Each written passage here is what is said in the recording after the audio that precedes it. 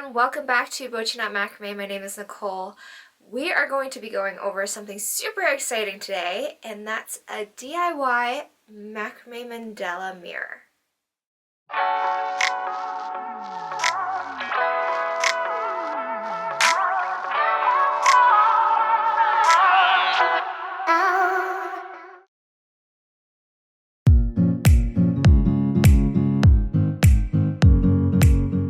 So I don't know if you guys can see, but this is the mirror that we will be making today.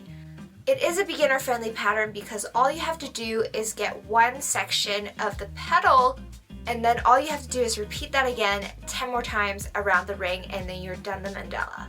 So all you have to do is master that one petal, and that pattern is made with just double half-hitch knots. And then once you have that down, you can repeat that pattern all the way around.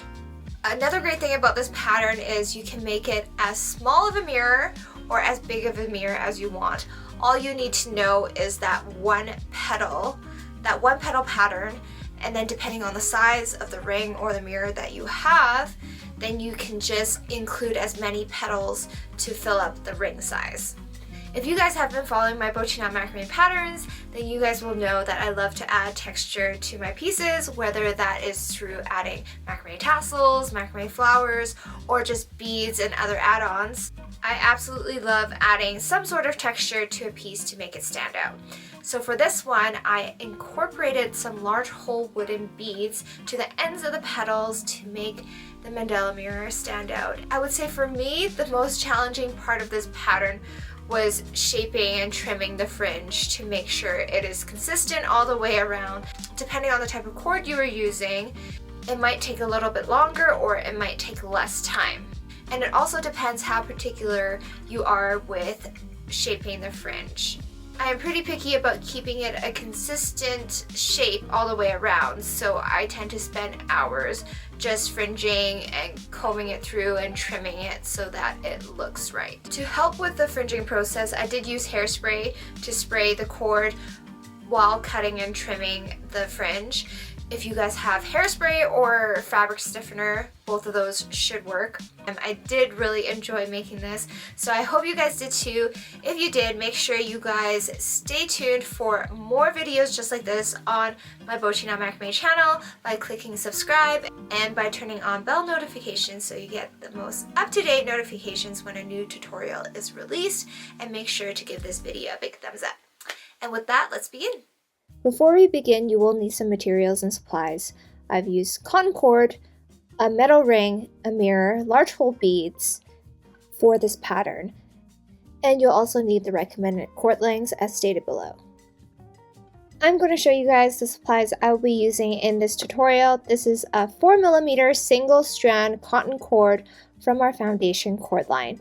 It is a super soft and sturdy cord, and I love using this for a lot of my projects just because of how comfortable it is to knot with. For the size of the mirror that we will be making, you will need 11 large hole beads of at least 6mm hole size. And then you'll also need an 8-inch ring along with an 8-inch mirror. So the ring that I have here is actually slightly smaller than 8 inches. It's about 7.5 inches. That is still okay. It should still work. As long as the ring and the mirror are within an inch of each other, then the pattern will still work out fine. To begin the pattern, we're going to take 5 strands of cord to make one section on the mandala. So we're going to start making the mandala pattern first before attaching the mirror. So taking 1 strand of cord, we're going to attach it on the ring using a large head knot. So take the loop end to the back and then pull the cord ends through the loop at the front. And you're going to do this with all 5 strands of 75cm long cords.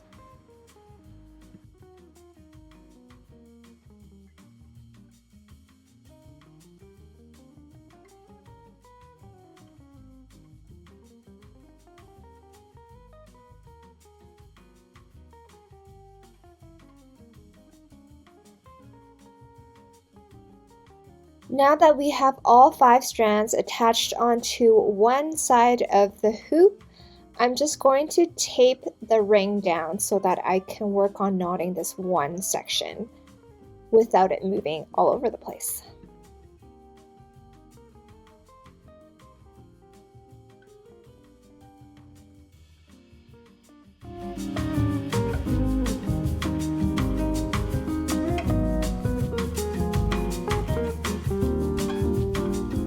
And this is what we're going to go through in the first part of the pattern. To begin this pattern, we're going to take the third cord from the left as the anchor cord, and then we're going to take the middle left cord as the working cord for a double half hitch knot onto the anchor cord. So we're going to make a V-shaped double half hitch knot pattern, but we're going to switch the working cord. So we're going to take the middle left cord first, and then we're going to take the cord next to it on the left for the next double half hitch knot onto the same anchor cord. Then you're going to repeat the same thing on the right side, mirroring what we just did on the left, taking the third cord from the right as the anchor cord and the middle right cord as the working cord for a double half hitch knot first.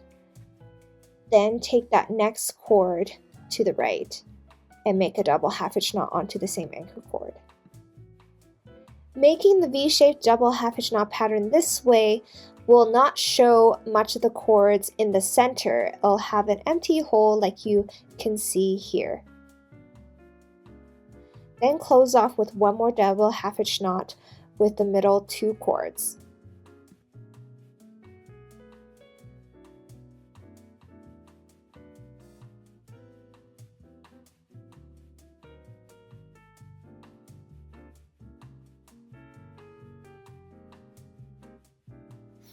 Then we're going to take the top left cord from the V-shaped pattern as the anchor cord and the cord next to it on the left as a working cord for a double half hitch knot.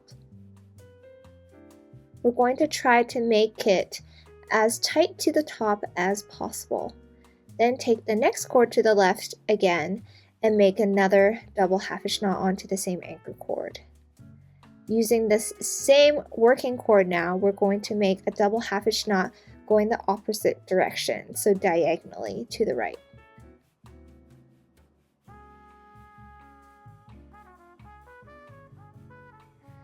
Then taking that next cord down on the left from the V-shaped pattern, use that as an anchor cord for two double half hitch knots to the left.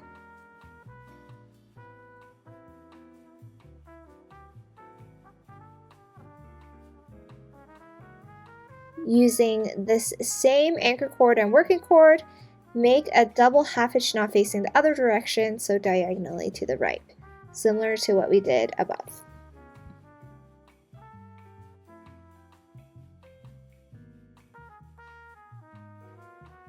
Then taking the bottom left cord from the V-shaped pattern, make two more double half hitch knots to the left. And we're not going to make that curve pattern here just yet. What we're going to do now is repeat the same pattern on the right side. So taking that top right cord from the V-shaped pattern as an anchor cord, make two double half hitch knots to the right horizontally. Then after the second double half hitch knot, curve the anchor cord towards the left and use the same working cord for a double half hitch knot facing diagonally to the left. Then repeat the same pattern with the next cord down from the V-shaped pattern.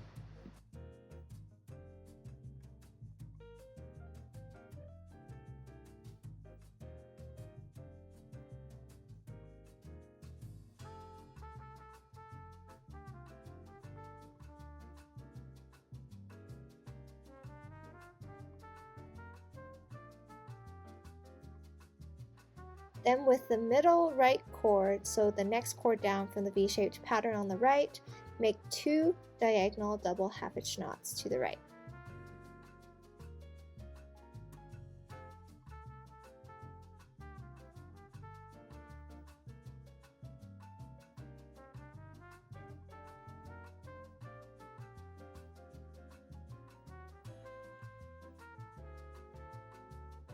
We're almost done this first leaf pattern. This part, you're going to have to pay attention to how we tie it. So we're going to switch the cords, similar to what we did when we started the pattern at the top. So instead of taking that next cord as the working cord for the double half hitch knot onto the same anchor cord, we're going to take the middle left cord as the first cord to make the double half hitch knot diagonally to the right on the left side. Then we're going to do the same thing. We're going to pull up that right cord first and then take that middle right cord from behind and make a double half hitch knot onto that right anchor cord. There should be 2 cords that will be sticking out in the middle of the pattern. And with those 2 cords, we're going to take some tape and tape both cord ends because we're going to thread through a bead through these 2 cords in the middle.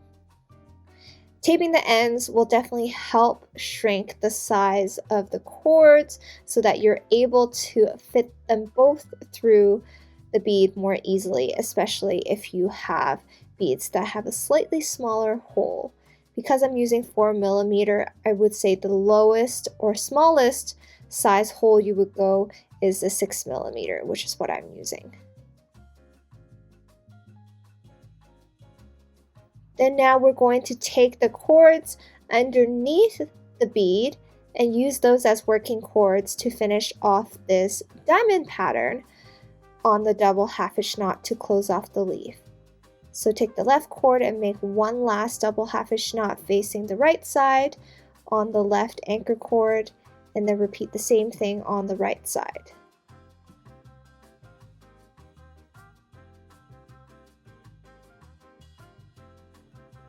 Then close off with one last double half hitch knot in the center.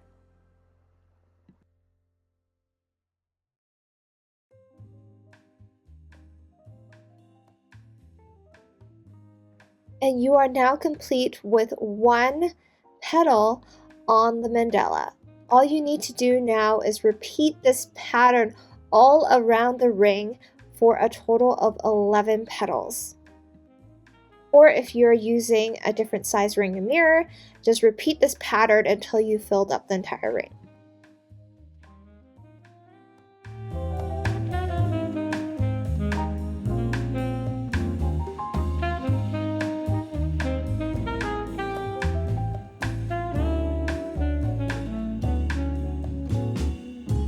And this is what the pattern should look like once all 11 petals on the mandala are complete.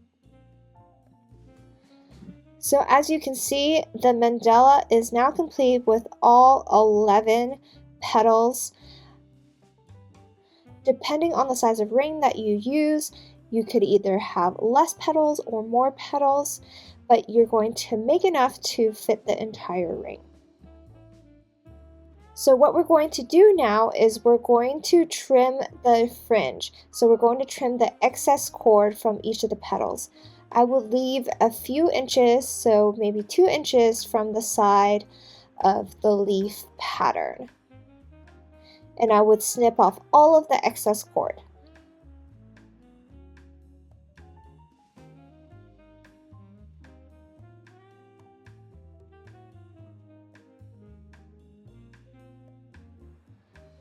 Continue this until all of the excess cord around the mandala are trimmed off. Now this part doesn't have to be super neat and tidy. We're going to tidy it up in the next few steps.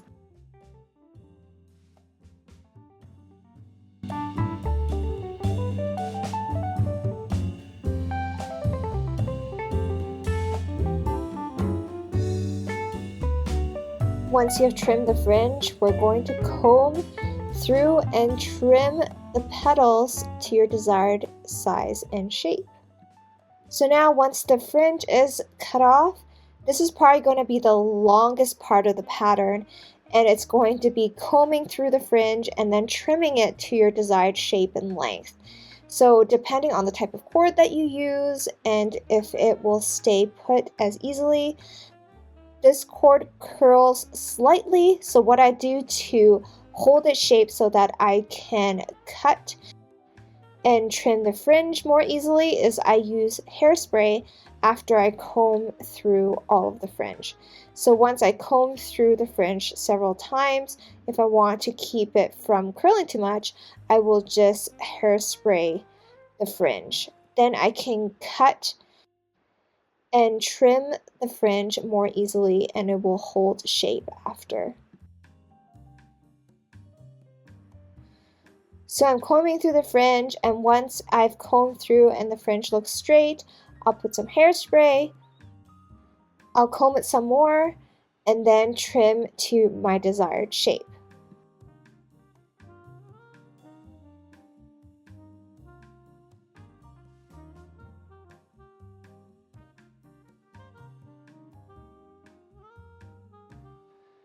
So I do want sort of a V-shaped pattern with the petal.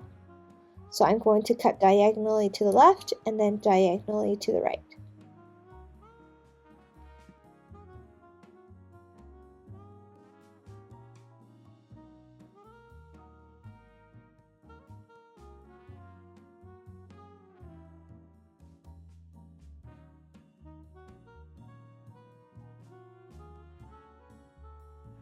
Once I'm done with one petal, I'm going to continue all around the ring to finish off the remaining petals. This may take you a long time to do depending on the kind of cord you are using, as well as how precise you want to cut the size and the shape of your petals.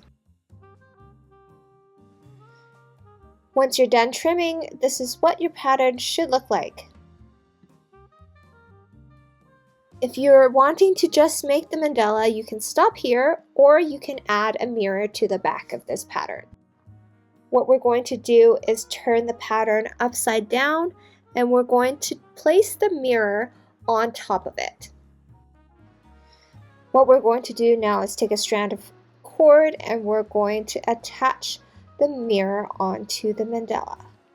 So taking a strand of cord at 160 centimeters long, in between two petals, we're going to weave the cord through the ring, and then we're going to make an overhand knot.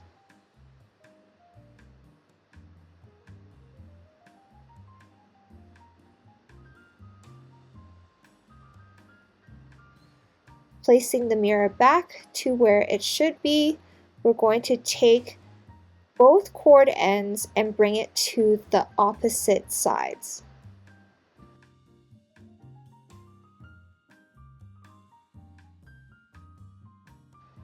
Then directly across, we're going to take the left cord and weave it in between two petals, and then same thing on the right side, we're going to weave it in between two petals as well.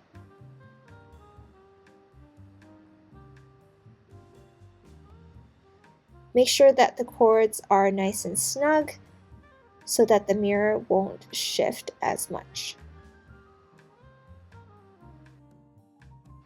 Once you have it pulled relatively tight, we're going to make another overhand knot on the left side and also on the right side.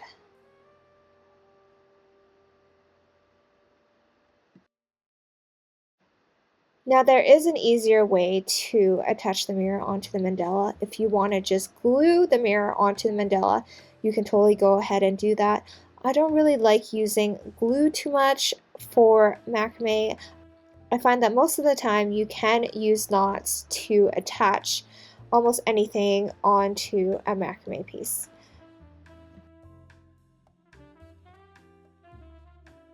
So now we're going to take the cords to the side, and then in between two petals on the left and two petals on the right, we're going to do the same thing. We're going to weave it through the ring on the sides and make another overhand knot on both sides.